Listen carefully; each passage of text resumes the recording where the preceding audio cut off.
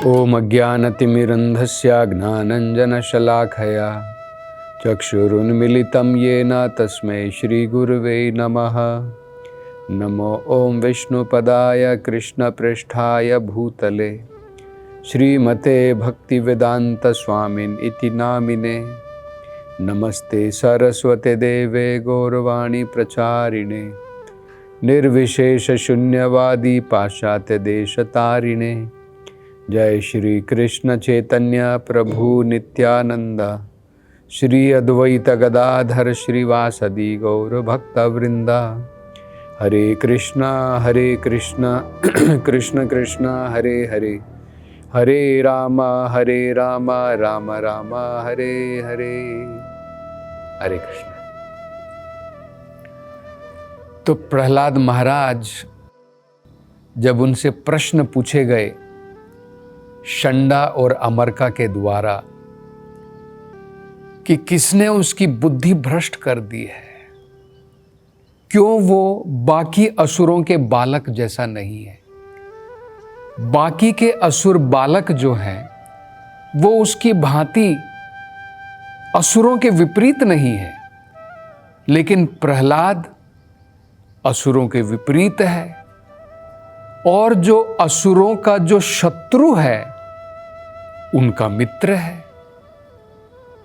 तो ये सब प्रश्न पूछने के बाद में प्रहलाद महाराज जो है वो उत्तर दे रहे हैं। एक ये भी प्रश्न पूछा था कि वो प्रहलाद इस प्रकार से विष्णु की तरफ आकर्षित कैसे हो गया, उसका क्या कारण है। एक परिवार के सदस्य का अगर कोई वध कर देता है तो परिवार का सदस्य उस व्यक्ति ने जिसने वध किया है उसके मन में तो शत्रुता की भावना जागृत होती है। फिर प्रहलाद के मन में भगवान के प्रति आसक्ति, भगवान विष्णु के प्रति प्रेम, भगवान की तरफ स्नेह, ये कैसे हुआ। ये प्रश्न जो है षंडा और अमरका ने प्रहलाद महाराज से पूछा था। तो प्रहलाद महाराज इसका उत्तर देते हुए कहते हैं कि मेरा जो चेतना है, जो मेरी चेतना है, वो भगवत कृपा के कारण बदल गई है। मैंने असुरों के घर में जन्म जरूर लिया है, लेकिन भगवत कृपा से मेरी चेतना में बदलाव है। इसलिए जिस प्रकार से एक लोहा मैग्नेट की तरफ आकर्षित होता है, एक लोहा चुंबक, मैग्नेट को चुंबक कहते हैं, चुंबक की तरफ या मैग्नेट की तरफ आकर्षित होता है, ठीक इसी प्रकार से मेरा मन, मेरी चेतना भगवान की तरफ आकर्षित होती है। तो जो प्रहलाद महाराज बता रहे हैं ये बड़ी महत्वपूर्ण बात है। असल में देखा जाए तो सभी जीवों के इनकी चेतना में भगवत प्रेम है। सभी जीवों की चेतना में भगवान की तरफ आकर्षण है। क्यों है? क्योंकि हम भगवान के ही अंश हैं। हमारा भगवान से बहुत घनिष्ठ संबंध है। जिस प्रकार से एक परिवार है, माता है, पिता है, मान लीजिए उनकी बहुत सारी संतानें हैं, उनके बहुत सारे बच्चे हैं। एक या दो बच्चे किसी कारणवश गलत फहमी से अपने परिवार को छोड़ करके चले जाते हैं, लेकिन उनके हृदय में वो पिता माता के प्रति भावना तो है, वो कहीं चली नहीं जाती है, कुछ समय के लिए कवर हो जाती है, ढक जाती है। दोबारा अगर उनकी गलत फहमी दूर हो जाती है तो अपने परिवार के प्रति उनका आकर्षण वो तो नेचुरली आ जाता है। तो ठीक इसी प्रकार से सभी जीव, जितने भी जीव हैं, सबका बहुत घनिष्ठ संबंध है भगवान के साथ में। इसलिए भगवान का नाम जो है कृष्ण है। ये जो संस्कृत का शब्द है कृष्ण या कृष्ण, इसका मतलब होता है सर्व आकर्षण, जो सबको अपनी तरफ आकर्षित कर सकते हैं। इसलिए उनका नाम कृष्ण है। हम देखते हैं भगवान की स्वयं की लीला में, भगवान कृष्ण ने जब अपनी मथुरा, वृंदावन में, द्वारका में अपनी लीला भगवान ने रचाई थी, और खासकर मथुरा वृंदावन में, कि भगवान कृष्ण की तरफ सभी प्रकार के जीव आकर्षित थे।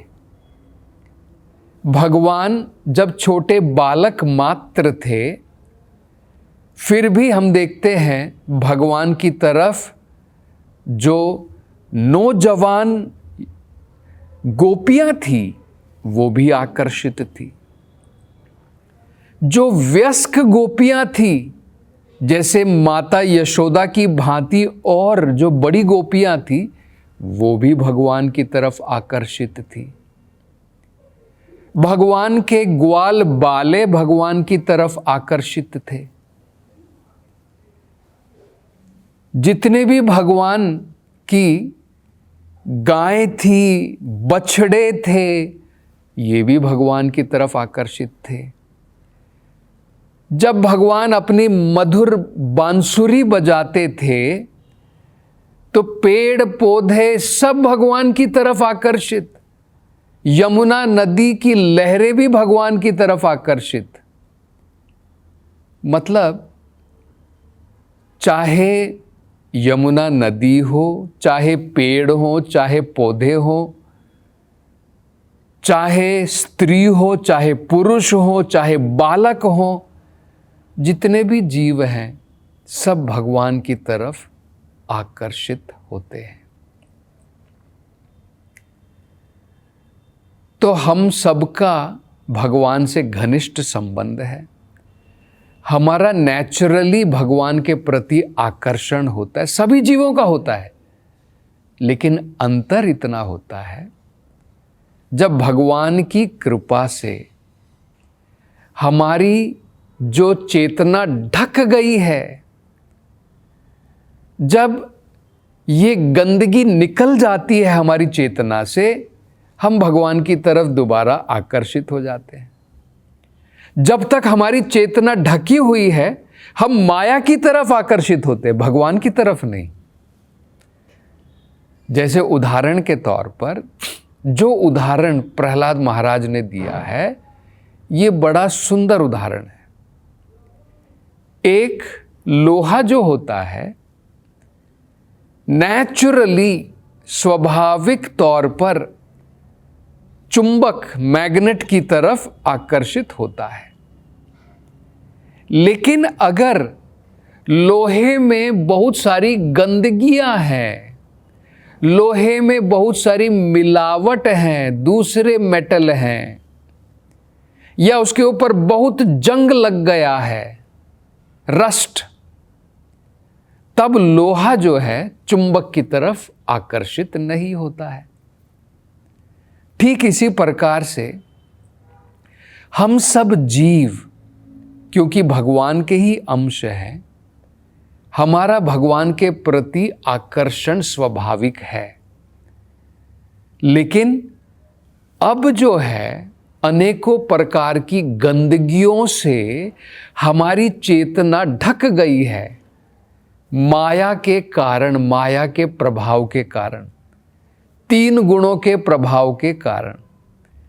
इसलिए भगवान की तरफ हमारा आकर्षण नहीं है, लेकिन माया की तरफ, माया के संसार की तरफ हमारा बहुत आकर्षण है। मेरी टेम्परेरी फैमिली, मेरी टेम्परेरी सोसाइटी, समाज, मेरे टेम्परेरी मित्र, दोस्त, इन सब की तरफ हमारा आकर्षण ज़्यादा है। और जिनसे हमारा सबसे घनिष्ठ संबंध है भगवान, परमानेंट जिनके साथ में संबंध है, उनकी तरफ आकर्षण नहीं है। कारण क्या है? कारण यही है, हमारी चेतना अभी मैली है, अनर्थों से भरी हुई है, काम, क्रोध, वासना, अनेकों प्रकार की गंदगियां भरी हुई है। जब भक्ति के द्वारा सर्व उपाधि विनिर्मुक्तम, जब हम विनिर्मुक्तम मतलब इन सब चीजों से मुक्त हो जाएंगे, तत्परत्वेन निर्मलम, और जब हम दोबारा निर्मल हो जाएंगे, क्लीन हो जाएंगे, हमारी चेतना बिल्कुल शुद्ध हो जाएगी, तब हम भी प्रहलाद महाराज की भांति भगवान की तरफ आकर्षित हो जाएंगे। ये बाहर से आकर्षण नहीं है, ये सबके लिए स्वाभाविक है, लेकिन अभी भौतिक माया के कारण हमारा आकर्षण ढक गया है, और वही आकर्षण अब दूसरी जगह डाइवर्ट हो गया है। एक कहावत है ना, कहते हैं, instead of loving God we are loving dog. भगवान की जगह में आज हमारा आकर्षण कुत्ते की तरफ ज्यादा है। तो ये कहने के बाद प्रहलाद महाराज जो है चुप हो गए, और षंडा और अमरका ने, जो नाम के वास्ते ब्राह्मण थे, जो शुक्राचार्य के पुत्र थे, उन्होंने ये उत्तर सुना। लेकिन क्योंकि ये केवल नाम के वास्ते ब्राह्मण थे, और शुक्राचार्य, शुक्र का मतलब होता है सेमिनल, मतलब जो लोग ब्राह्मण बनते हैं केवल कुल के कारण, कुल का ब्राह्मण हूं, मेरे में क्वालिटी है, गुण है, नहीं है, ब्राह्मण का कार्य कर रहा हूं या नहीं कर रहा हूं, लेकिन मैंने ब्राह्मण के कुल में जन्म लिया है, इसलिए मैं ब्राह्मण हूं। तो इनको कहते हैं शुक्रा। शुक्र का मतलब होता है जो बर्थ राइट से सोचता है मैं ब्राह्मण हूं, गुणों के कारण नहीं सोचता है। तो क्योंकि षंडा और अमरका उस प्रकार के नाम के वास्ते ब्राह्मण थे, ये बड़े क्रोधित हो गए। जब उन्होंने ये उत्तर सुना प्रहलाद महाराज से इस प्रकार का, तो ये बड़े क्रोधित हो गए। तो इससे ही हम देख सकते हैं कि असल में शुक्राचार्य के इन 2 पुत्रों में ब्राह्मण के कोई गुण नहीं थे।